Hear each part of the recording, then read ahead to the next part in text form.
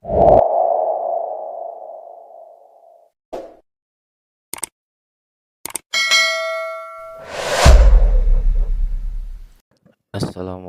warahmatullahi wabarakatuh, sahabat Khalil Studio dimanapun Anda berada. Pada kesempatan kali ini saya akan menyampaikan materi mata pelajaran PAI Pendidikan Agama Islam kelas 8 bab 3, yaitu materi tentang beriman kepada kitab-kitab Allah ya. Namun sebelum saya melanjutkan materi ini, mohon bantuan untuk adik-adik semuanya yang menonton video ini. Barangkali video ini bermanfaat untuk kita semua. Jangan lupa subscribe, like, share, and comment. Mari kita lanjutkan materi beriman kepada kitab-kitab Allah ini ya. Bisa dilihat ada 4 kitab bagi seorang muslim yang harus dipahami. Yang pertama kitab Taurat, itu kitab Allah yang dititipkan kepada Nabi Musa. Kemudian ada lagi kitab Zabur ya, diwahyukan kepada Nabi Daud. Kemudian ada kitab Injil yang diwahyukan kepada Nabi Isa alaihissalam. Kemudian yang terakhir kitab orang muslim yang terakhir dan wajib diimani, dipegang teguh sebagai pedoman hidup, yakni Al-Quran, diwahyukan kepada Nabi Muhammad dan sebagai kitab penyempurna kitab-kitab terdahulu. Ya, ini bisa dilihat di slide teman-teman, adik-adik semuanya, pengertian beriman kepada kitab Allah. Iman kepada kitab Allah artinya mempercayai kitab kepada para rasulnya yang berfungsi sebagai penuntun kepada umat manusia dalam menjalani kehidupannya. Kemudian setiap orang yang beriman kepada Allah wajib pula beriman kepada kitab-kitab Allah ya. Tadi jumlahnya ada 4 tadi. Kemudian tujuan diturunkannya kitab-kitab Allah ini agar manusia beribadah kepada Allah Subhanahu wa taala semata tanpa menyekutukannya, mengesakannya dengan suatu apapun ya, tetap. Kemudian kandungan dari kitab-kitab Allah. Yang pertama kita bahas satu persatu, yaitu kitab Taurat. Pokok ajaran kitab Taurat itu berisi hukum-hukum atau yang terkenal dengan 10 perintah Tuhan, perintah Allah, yaitu berisi 8 larangan dan 2 perintah.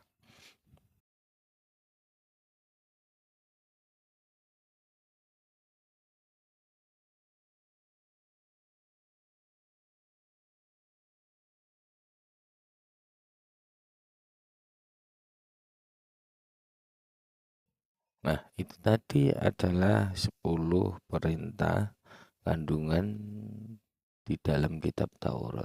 Kemudian kitab selanjutnya yaitu kitab Zabur ya. Kitab Zabur berisikan kandungan kumpulan pujian-pujian kepada Allah atas segala nikmatnya. Juga berisi zikir, doa, nasihat, dan hikmah. Kitab Zabur merupakan petunjuk untuk kaum Nabi Daud ya. Kemudian kitab yang ketiga yaitu kitab Injil ya. Kitab Injil ini adalah ajaran untuk hidup dengan zuhud, karena pada masa itu orang-orang Yahudi sedang dilanda kerakusan dan ketamakan kepada harta. Kemudian isi kandungan kitab Injil ini sama dengan kitab-kitab sebelumnya, namun sebagian menghapus hukum-hukum yang tertera di kitab Taurat yang tidak sesuai di masa lalu.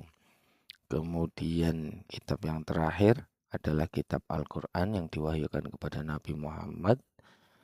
Isi ajaran Al-Quran sendiri yang pertama adalah ajaran Tauhid, yaitu tentang keimanan kepada yang gaib, kitab Allah, dan akhirat ya. Kemudian syariah berisikan hukum-hukum Allah. Akhlak yaitu tentang pedoman bersosialisasi, berakhlak kepada seluruh makhluk. Kemudian kandungan selanjutnya yaitu tentang ibadah, yakni tentang ketentuan hubungan manusia dengan Allah. Kemudian muamalah, yakni tentang ketentuan hubungan dalam kehidupan sosial. Kemudian Al-Quran juga berisikan sejarah, kisah-kisah para nabi dan rasul dan ulama terdahulu, ya. Kemudian yang ketujuh wa'id, artinya janji-janji Allah kepada orang yang beriman dan kepada orang kafir akan ada balasan di hari kemudian. Itulah, ya, 4 kitab yang wajib diimani. Kemudian ada satu lagi selain kitab Allah, yaitu suhuf, ya. Ini berupa wahyu, namun suhuf ini artinya kumpulan wahyu Allah yang dalam bentuk lembaran-lembaran terpisah. Suhuf diberikan kepada Nabi dan Rasulullah yang berisi hukum dasar sebagai pedoman untuk menyiarkan agama kepada umatnya. Suhuf diturunkan oleh Allah seperti kepada Nabi Ibrahim dan Nabi Musa. Kemudian Nabi yang menerima suhuf antara lain yang pertama Nabi Adam alaihissalam, ya, menerima 10 suhuf. Kemudian Nabi Ibrahim menerima 30 suhuf. Kemudian Nabi Syed alaihissalam menerima 50 suhuf. Kemudian Nabi Musa alaihissalam menerima 10 suhuf sebelum diturunkannya kitab Taurat. Beriman kepada kitab Allah berarti sesuatu keyakinan dengan sepenuh hati bahwa Allah benar-benar telah menurunkan wahyunya kepada para rasul pilihan sebagai petunjuk dan pedoman bagi kehidupan manusia agar manusia senantiasa bahagia di dunia dan akhirat. Cara-cara beriman kepada kitab-kitab Allah, ya, bisa adik-adik simak di bawah ini. Cara beriman kepada kitab suci Allah meliputi hal-hal berikut, ya, sebagai dicontohkan: beriman dan meyakini bahwa kitab-kitab suci tersebut diturunkan dari sisi Allah. Yang kedua, beriman dan mempercayai nama-nama kitab suci yang kita ketahui, ya, ada 4 kitab tadi. Kemudian yang ketiga, meyakini kebenaran informasi yang terkandung di dalamnya dan mengamalkan kitab yang terakhir, ya, bagi seorang muslim, dan menghapus kitab-kitab sebelumnya. Kemudian sikap beriman kepada kitab-kitab Allah, ya. Yang pertama, manusia akan mengakui keterbatasannya sehingga dalam menjalani kehidupannya mereka tidak sombong, ya. Kemudian yang kedua, orang mengimani kitab-kitab Allah dapat belajar dari orang-orang yang hidup pada masa lampau. Ketiga, orang-orang yang mengamalkan isi kitab terlihat dari sikap kesehariannya, yaitu bersikap jujur, amanah, bersyukur, tanggung jawab, disiplin, dan sebagainya. Nah, jadi manfaat beriman kepada kitab-kitab Allah, kita bisa berlaku jujur, amanah, bersyukur, dan lain sebagainya. Menampilkan sikap mencintai Al-Quran sebagai kitab Allah.